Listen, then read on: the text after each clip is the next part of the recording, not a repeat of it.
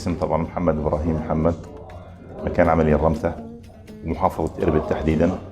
فكرة عملي بتتمحور حول إعادة تدوير قطع التكييف والتبريد الصناعي. مجالنا احنا طبعا التبريد الصناعي اللي هي غرف التبريد الكبيرة، الثلاجات الضخمة، والتكييف المنزلي. فريق العمل أنا كشخص أول أردني، وعندي كادر عمل مؤلف من سوريين وأردنيين. قطاع عملنا بغطي محافظة إربد زي ما حكيت لك، ومعظم الشباب المستفيدين من عندنا خلينا نقول قطاع محلي.